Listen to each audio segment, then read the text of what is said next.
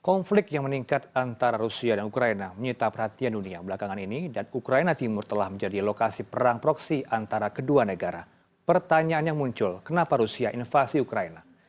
Apakah nanti invasi Rusia ke Ukraina akan menyulut perang dunia ketiga? Langsung kita minta perspektif dari pengamat militer ada Bu Koni Rahakundini Bakri. Selamat siang Bu Koni. Selamat Salam siang, sehat Bu sehat Koni. selalu. Sehat selalu ya Bu ya. Bu, kenapa ya Bu Rusia ini bersikeras Ukraina tidak boleh bergabung ke NATO hingga harus meluncurkan operasi militer khusus? Apa target Rusia Bu Koni? Kalau saya ditanya itu, saya mau jawab tegas aja dulu ya. Kita harus lihat dunia itu se-fair mungkin gitu. Jangan terdrive oleh pikiran siapapun, tapi bagaimana kita melihatnya secara fakta. Hmm. Jelas bahwa yang dipertahankan Putin itu sah, gitu, menurut saya. Kenapa? Karena dunia ini sudah sama sekali tidak seimbang. Kita bisa lihat posisi Rusia itu yang sudah merasa dikelilingi, dan dia itu sederhananya permintaannya dari dulu. Ukraine mau tanda tangan dengan Uni Eropa, Ukraine mau semesta apapun dengan Uni Eropa, silahkan, gitu kan. Hanya satu yang dia minta, Ukraine tidak dijadikan bagian daripada NATO. 2008 ketika Ukraine diundang masuk ke NATO bersama Georgia, itu sudah dinyatakan jangan, dia bilang gitu. Karena kalau kamu bayangkan nih Amerika ya, kalau aku taruh rudal di Kanada sama di mana Meksiko, itulah perasaan saya gitu. Jadi saya heran kalau sampai sekarang kok bersikeras sekali negara-negara ini pressure Putin untuk kemudian memaksa seolah-olah apa yang dilakukan Ukraine itu betul. Sekali lagi saya bicara ini dalam posisi saya sebagai akademisi dan dengan seluruh pengetahuan saya bahwa saya melihat bahwa apa yang kita lakukan, apa yang kita lakukan sekarang sama dengan Presiden Soekarno lakukan. Dia nggak suka kolonialisme, dia tidak suka ada satu pihak saja menguasai dunia. Kenapa dulu Bung Karno datang dari non-blok? Karena Bung Karno nggak bisa melihat ada ketidakseimbangan itu. Hadirlah kita dengan politik luar negeri kita yang non-alignment itu.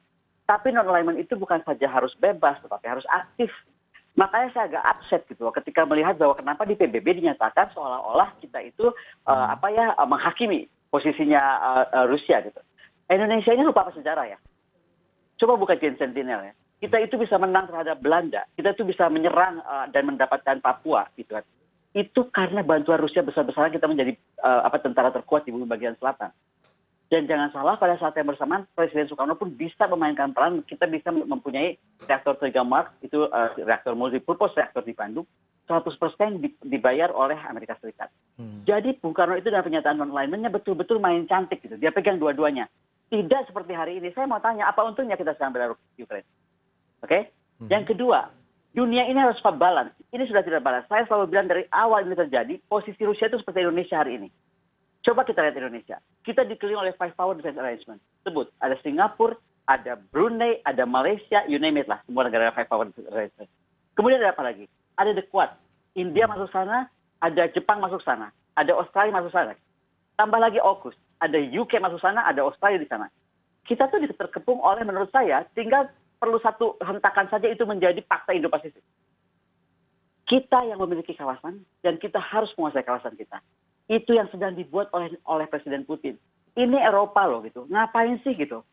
Saya nggak minta apa-apa, cuma jangan sampai Ukraine itu menjadi tempatnya NATO. That's it. Terus kenapa tiba-tiba sekarang serentak semua menghukum Putin? Saya melihat Presiden Putin itu bersikeras dalam arti dia mau lihat bahwa udah nggak betul dunia ini begini terus. Dan kalau dilakukan oleh Xi Jinping lebih gila, udah dari kemana kita ada perang dunia. Akhirnya menurut saya ini inisiatif yang diambil oleh Presiden Putin. Nah kembali kepada isu ini, be very careful ya gitu kita melihat masalah ini.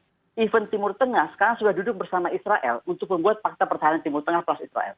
Oke? Di situ di tengah Eropa dan NATO. Indo-Pasifik ini kalau kita nggak ada yang bergerak dari kawasan atau kita sebagai pemilik kawasan akan dikuasai juga oleh tadi yang saya bilang grupnya AUKUS, grupnya FPDA, grupnya The Quad. Di mana tampil kita? Indonesia katanya menjadi poros maritim dirgantara dunia gitu. Harusnya kita abstain. India aja yang bagian dari The Quad dia abstain loh. Dia tidak coba mengambil posisi, menghakimi gitu. Karena kita mesti lihat ya, ada pasti justifikasi yang dilakukan oleh Putin. Makanya ketika saya bilang berulang kali bahwa ini Putin coba mendudukkan dunia pada tempatnya sama seperti Bung Karno dulu di tahun 60-an, 65-an mendudukkan dunia. Halo, ini bukan miliknya Amerika, bukan miliknya NATO. Saya heran, kenapa sekarang kebijakan kita tidak melihat misalnya, nggak aware. Prancis masuk sini dengan buku putih, coba lihat. Le Grand Puissant menjadi kekuatan terbesar Asia atau terkuat Asia Pasifik. Prancis di sana sudah masuk Indo-Pasifik. Belum lagi ekskolonial yang lain. Ada Belanda, ada lain-lain lah saya akan sebutkan. Itu terbuka. bukan dokumen yang tertutup, dokumen terbuka. Jadi kita ini sekarang jadi terdrive seolah-olah anti Putin hanya karena yakin apa yang dibuat Amerika betul. Kita lihat persentase dunia selama ini. Berapa persen perang dilakukan oleh Amerika Serikat dan kawan-kawan. Oke, 81%. Sisanya itu ya seperti ini. Dan saya nggak setuju kalau kemudian Putin dianggap invasi. Dia dari pertama nggak mau invasi. Dia bilang dia mau demilitarisasi. Makanya awal kita lihat rangkaian hari pertama itu serangannya di mana. Tapi ini kan Barat terus nantangin. Dengan beragam embargo. Coba bayangkan. SWIFT system itu diberlakukan kepada Rusia. Yang menurut saya nggak fair, karena harusnya SWIFT system itu nggak harus berhubungan dengan apa yang terjadi sekarang. Tapi toh negara-negara Eropa Barat memperlakukan itu terhadap dia. Apa dia lupa ya negara Eropa Barat? Rusia ini negara kuat gitu, dan dia udah nggak punya uang dia harta dia terbesar itu yang konkret itu ada di Cina. Jadi kalau yang lain mau embargo, dia mesti di Cina. Tapi yang lebih besar lagi, dia di kripto gitu loh. Jadi apa yang mau kita press terus? Secara ekonomi sanction nggak akan jalan gitu. Masalah tentang perang dunia kedua, ketiga, berapapun itu, atau keempat, atau besok kita kiamat pun, tergantung sekarang menyerah nggak Amerika Serikat dan NATO untuk membiarkan Putin meminta satu hal saja. Jadi kalau seluruh dunia ini sepakat dunia ini mesti aman, maka patuhi perintah Presiden Putin. Hanya nggak mau NATO di Ukraine, that's it, nggak ada yang lain. Dia nggak melarang Ukraine itu mau tanda tangan sama EU sama siapa, dia nggak masalah. Selama ini juga pipanya juga nyambung dari Rusia ke Eropa lewat Ukraine. Dan tahu nggak, Ukraine itu dibayar per tahun oleh Rusia. $1 miliar hanya untuk pipa itu melewati Ukraine. Jadi saya cuma mau bilang satu, kita itu kalau melihat masalah, please, harus secara holistik dan paham sejarahnya. Yang kedua, apa yang dilakukan di PBB, kita tiba-tiba condemn itu, tolong dikoreksi. Dengan segala hormat, saya merasa apa yang disampaikan Presiden itu tidak perintah aja begitu juga, tapi kenapa di PBB seolah kita jadi memihak kepada Ukraine. Kita harus abstain. Jangan lupa ya, sejarah Indonesia itu nggak merdeka hari ini kalau nggak ada bantuan Rusia. Dan kita itu punya hubungan baik dengan Rusia dengan tanda tangan kemitraan strategis itu dari beberapa tahun lalu. Kebetulan saya terlibat di Kemlu ketika kita punya tanda tangan kemitraan strategis dengan Rusia. Kita punya nggak kemitraan strategis dengan Ukraine? Jadi saya udah nggak ngerti sekarang, pertama dari kebijakan politik luar negeri, kedua dari kebijakan politik pertahanan. Inilah sebenarnya bukti nyata kita nggak punya National Security Council. Sehingga tiba-tiba apa tuh terserah aja dibuat itu. Jangan lupa kita akan terdrag masuk ke dalam masalah yang sebenarnya urusan kita sama kita itu apa. Saya cuma mau ingatkan sekali lagi, terkait Amerika Serikat, NATO, dan kawan aliansinya, dia harus sadar betul, dunia ini harus seimbang. Nggak mungkin dia mau jadi polisi seluruh dunia. Gitu. Dan ini kawasan kita yang harus kita hormati, harus kita jaga. Jadi sekali lagi, jangan kita terdrag ke sana. Kemudian yang terakhir mungkin saya cuma mau bilang bahwa kita itu dibiasakan, kita itu adalah pemimpin kita melahirkan Indonesia itu dengan pemikiran besar. Jangan kita hanya cuma bisa mengekor apa yang dikatakan Amerika, merasa Amerika akan membela kita, NATO membela kita. No, coba lihat hari ini. NATO bagaimana? Ya kan, maju pun enggak kok begitu. Kalau maju satu-satu negara sebagai pecah, iya, tapi tidak sebagai satu kesatuan. Yang dibikin gara-gara adalah mengundang Ukraine masuk ke NATO, tapi itu NATO-nya nggak ngapa-ngapain. Kalau dia betul bela Ukraine, perang dong sekarang NATO antara Amerika Serikat. Nggak terjadi kan. Jadi sekali lagi saya berharap kebijakan politik luar negeri kita bisa segera dikoreksi gitu kan, dan jangan pernah memihak dalam posisi Indonesia hari ini. Lebih baik kita pikirkan bagaimana kawasan kita akan aman ke depan. Dan saya cuma mau ingatkan, kita lebih dekat dengan China, dengan India daripada dengan Amerika Serikat. Jadi mungkin kita sudah saatnya betul-betul merapatkan barisan seperti sekarang Israel merapatkan barisan dengan Timur Tengah, instead of sekarang kita seolah-olah tiba-tiba ikut rombongannya aliansi Amerika dan kawan-kawan. Karena kalau itu yang dipilih, pertanyaan cuma satu, perwakilan kita di PBB. Apakah kita aliansi Amerika Serikat? Kalau iya, nyatakan. Jadi jelas posisi kita, sejarah kita juga dengan Moskow dan lain-lain bisa kita lupakan kalau memang itu yang kita mau. Tapi saya masih berpegang teguh pada apa yang dibilang oleh Bung Karno berapa kali. Baik. Jas merah. Saya tangkap poinnya Bu Kony. Anda katakan bahwa target Rusia itu atau target dari Presiden Putin adalah mengembalikan posisi dunia yang sebenarnya dan juga meminta Amerika dan NATO tidak seolah-olah menjadi polisi dunia. Tapi kalau berbicara soal Amerika Serikat, Bu Kony, dan publik juga bertanya, dunia mempertanyakan kehadiran dari Amerika Serikat untuk membantu Ukraina. Anda melihatnya sejauh ini apakah benar ini terjalin adanya bantuan yang diberikan oleh Amerika ke Ukraina? Bukan saja Amerika, tadi saya sampaikan, ini NATO nggak bergerak, tapi semua, saya kan langsung dapat laporan dari lapangan, dari tentara di lapangan. Karena saya udah nggak lihat berita lagi, langsung laporan dari lapangan. Itu senjata yang masuk, rata-rata itu dari Jerman, dari Prancis, dari Irlandia pun ada gitu. Karena itu pabrik Prancis yang ada di Irlandia. Belum lagi ada senjata-senjata yang masih berbahasa Arab dan lain-lain. Artinya mungkin itu senjata NATO yang dipakai di Timur Tengah. Gitu. Anyway, yang mau saya bilang adalah kita ini jangan biarkan dunia ini dirun oleh sistem yang hipokrit. Gitu. Karena kalau enggak kita mengkhianati founding fathers kita. Founding fathers kita tuh menghadapi dunia bilang bahwa dunia ini harus terhapus dari neocolonialism atau imperialism. Dalam bentuk apa? Makanya hadirlah pemikiran non-alignment. Nah, posisi non-alignment itu kita harus pertahankan. Kalau memang kita mau non-alignment, tadi saya tanyakan, dengan pernyataan kita mengambil posisi di PBB kemarin itu, saya cuma mau bilang kenapa? Memangnya kita sekarang sudah menjadi bagian dari Amerika Serikat? Saya nggak pernah mendengar pernyataan itu dari Bu Retno. Kecuali sekarang Bu Retno menyatakan Indonesia per hari kemarin atau per minggu depan atau per hari ini telah menjadi aliansi Amerika Serikat sehingga posisi kita adalah against terhadap Rusia. That's fine. Tapi selama itu belum dilakukan oleh Menteri Luar Negeri, belum dilakukan oleh Presiden, belum dilakukan oleh Menteri Pertahanan, kita harus dalam posisi yang sama. Abstain. Dan saya berharap Presiden bisa segera mengkoreksi ini sebelum mengundang masalah lebih jauh. Karena sekali lagi kita berpikir bukan hanya untuk Indonesia. Indonesia itu hadir dalam kancah dunia ini untuk bermain secara global. Artinya apa? Apa yang dipikirkan oleh Bung Karno dulu harus kita wujudkan. Dunia yang damai, kawasan yang damai, atau yang disebut oleh Pak Martinus Legawa adalah regional equilibrium. Ini mau ada keseimbangan regional seperti apa? Eropa sekarang seperti itu. Dikuasai semuanya sama NATO. Kecuali Putin itu bilang begini, 14 negara bekas Soviet nggak boleh ada NATO. Fine, kita bisa marah sama Putin. Maksud kamu apa? Itu negara berdaulat. Tetapi dia hanya minta Ukraine yang jangan ada NATO-nya itu. Karena itu berbatasan sangat panjang dengan Rusia, ya kan? Makanya dia itu minta hanya itu. Itu yang sekarang saya heran, kenapa kita tiba-tiba kondem Putin untuk membela kedaulatan nasional dan kepentingan nasional Rusia. We have to support him in this way. Yang kedua, coba kita lihat Trump. Trump yang selama kita anggap, ada kutip ya, agak-agak gitu. Dia langsung marah sama Biden. Karena salah yang dari posisi Amerika hari ini. Terus sekarang ada seolah-olah melihat apa ya, Barat seperti itu, kejadian itu nggak boleh terjadi di Barat. They did it gitu loh. Dan saya bilang dari awal, Putin tidak akan pernah mundur. Saya melihat Putin itu presiden yang telah selesai dengan dirinya. Dia telah jadi pemimpin berapa kali, dia juga punya riwayat panjang gitu. Jadi dia akan tetap berteguh pada prinsipnya bahwa Eropa itu dan manapun kawasan dunia itu harus seimbang. Dan ini yang sedang dia lakukan, menurut saya.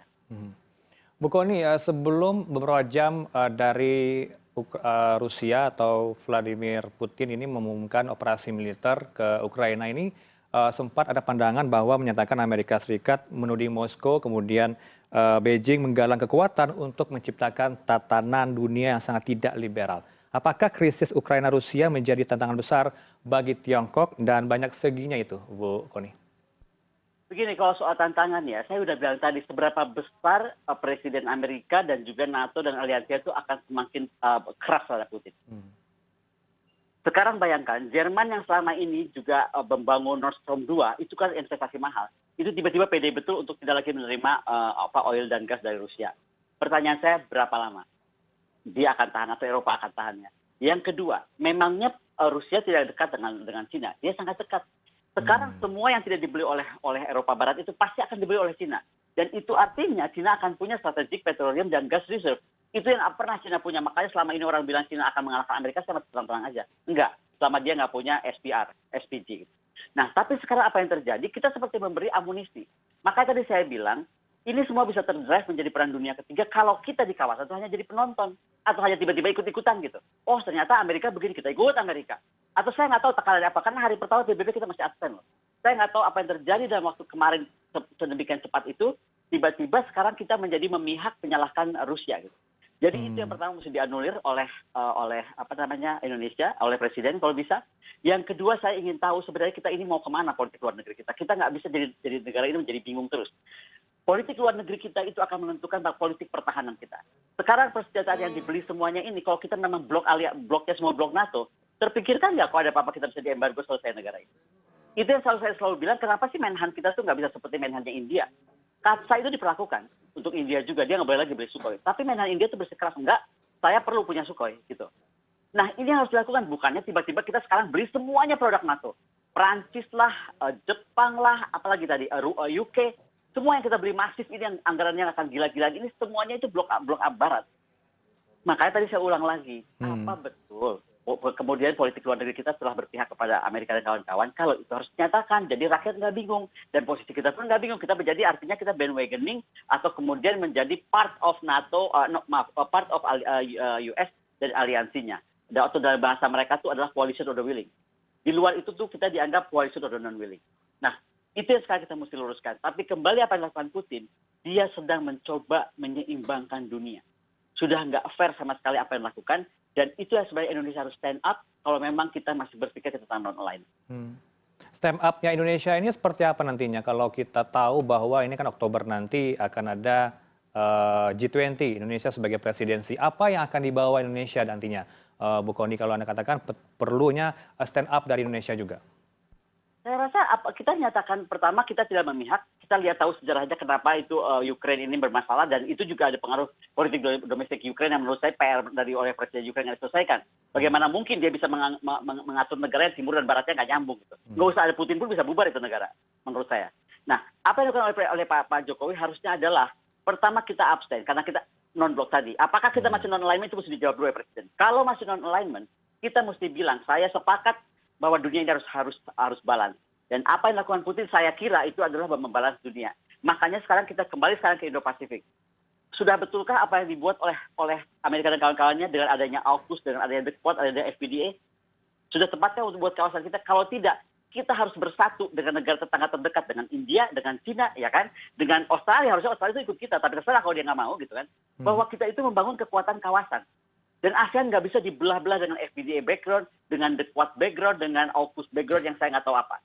Tapi sekarang ASEAN pun betul nggak kita akan buat ASEAN itu sebagai tonggak yang bisa menjaga perdamaian. Kalau nggak mungkin kita bisa bertahan. Berarti Presiden Jokowi mesti berani stand up seperti waktu itu Presiden Soekarno berani berteriak-teriak di PBB dengan gagah, dengan cakap, dengan lantang gitu, bahwa to build the world anew, membangun dunia yang baru, gitu kan? Sekarang itu harus dilakukan oleh kita. Kita katanya maritime access, kita katanya maritime fulcrum, kita katanya airspace fulcrum. Terus kita sekarang tiba-tiba memihak kepada Ukraine. Apa urusannya gitu? Ingat sekali lagi, sejarah kita tuh penuh sejarah bantuan oleh Rusia. Sejarah kita itu secara militer juga banyak sekali dibantu oleh Rusia gitu kan. Dan hari ini kita merdeka itu part of dari sejarah yang apa Rusia lakukan sehingga kita waktu itu menjadi tentara atau militer terkuat di bumi bagian selatan.